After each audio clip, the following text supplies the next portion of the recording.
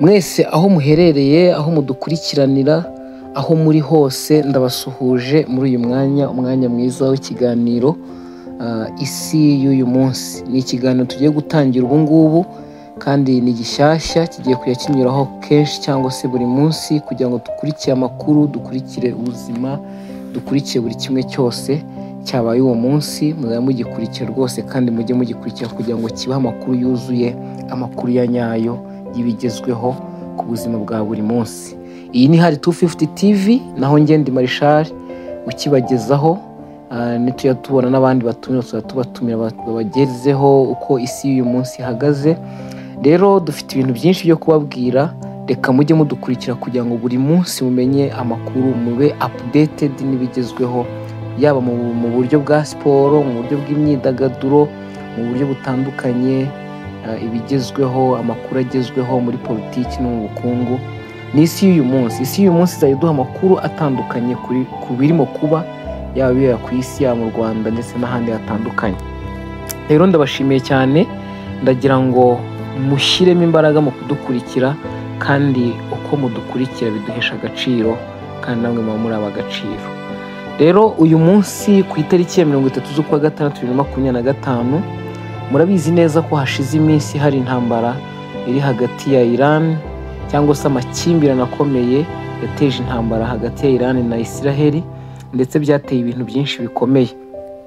Muri iyi ntambara rero, nyuma y'umunsi wa 12 w'intambara yatangiye kuri 16 z'ukwa gatandatu 2025, iyi ntambara Israel yaburiyemo ibintu byinshi bikomeye, ndetse na Iran iburamo ibintu byinshi bikomeye.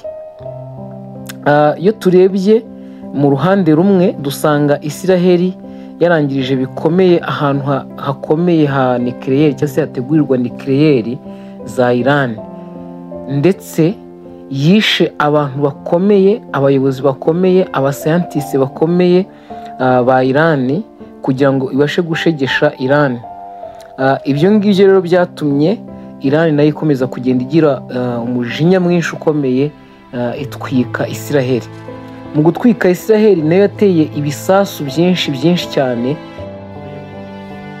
kugeza naho systeme z'ubwirinzi za Israel zananiwe rwose.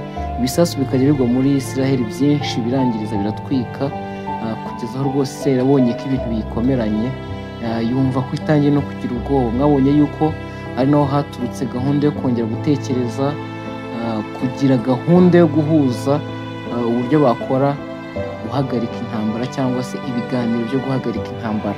So urumva ko rero ni ibintu bitoroshye, kuko iyo turebye hano tubona yuko Iran yateye ballistic missile zirenga 550 muri Israel.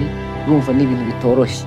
Haragaragara ari ikintu gikomeye, kandi biragaragara yuko ni intambara isa nkaho yahita iteza ibibazo bikomeye cyane ku isi. Ariko muri iyi minsi hatangiye agahenge hagati ya Israel na Iran ko kugira ngo bahagaritse kongera gutera ibisasu, icyo twise ceasefire.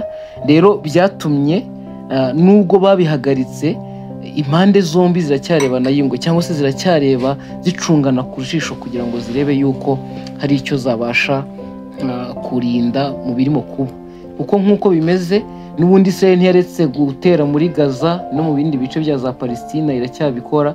Ahubwo icyo yakoze ni ukuba ihagaritse kurasa muri Iran, na Iran biretse kurasa muri Israel. So iyi nkuru tuzayirambura bihagije, ariko ikigaragara ni uko intambara ya Israel na Iran ifite icyo isobanuye ku mateka, kandi ifite icyo isobanuye ku isi. Niramuka ikomeje ukumvikana no gushaka kugirana kunaniranye, ntabwo ari ibintu bizaba byoroshye ku ruhande rw'isi. Andi makuru ahari ni uko mu masezerano yo guhagarika intambara hagati ya Kongo Kinshasa n'u Rwanda, hasinywe amasezerano yahuje nyine Kongo Kinshasa n'u Rwanda. Ayo masezerano ko yarahagarikiwe na Leta Zunze Ubumwe za Amerika, yasinyiwe i Washington DC. Nk'uko mwabibonye, Trump niwe wari urimo hagati yabo. Aya masezerano rero yaragamije guhagarika intambara mu burasirazuba bwa Kongo Kinshasa, rero nubwo bimeze gutyo M23 ntabwo yari yagaragayemo, kandi ubwo mu mitwe irwanya leta nayo igaragaramo, kuko muzi ko n'ibice binini yafashe, yaba Bukavu, yaba Goma, Kivu y'Amajyaruguru, Kivu y'Amajyepfo. Rero ntabwo tuzi uko bizarangira nubwo ayo masezerano arimo gusinywa cyangwa se yamaze kwemezwa. Rero tugiye kureba ni iki kigiye gukurikiraho nyuma y'ayo masezerano n'ibyavuzwemo. Hari ingingo 9 bemeranyije mu masezerano, zirimo n'ibyo gucyura impunzi n'ibindi bitandukanye tuzagarukaho. Ariko hagiye gukurikiraho iki? Mu by'ukuri uburasirazuba bwa Kongo Kinshasa buragaragara ko bufite ikibazo gikomeye, ndetse na M23 ikagaragaza yuko ari ahayo ndetse itanaharekura. Ese harakurikiraho iki? Ibyo nibyo tugiye kureba, kandi tugiye kujya tubiba reportingira kenshi ku munsi kugira ngo tumenye neza amakuru atandukanye.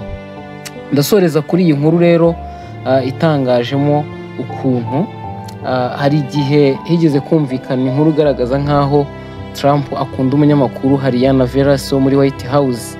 Ubwo babazaga ngo ese Hariana Veras wabonye ute intambara ya Kongo Kinshasa, Perezida Trump ahita avuga ngo you are beautiful and you are beautiful inside.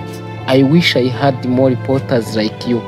Tugenekereje ni nkuko yavuze ngo uri mwiza, ngo uri mwiza n'imbere, nakifuje kugira abanyamakuru beza nkawe. Ubwo avuga muri White House. Ntimucikwe rero, tubagiraho buri munsi, tubagezeho inkuru zitandukanye kandi tubabwira uko ibintu bimeze muri kiganiro isi y'uyu munsi. Murakoze cyane, mugira amahoro n'urukundo.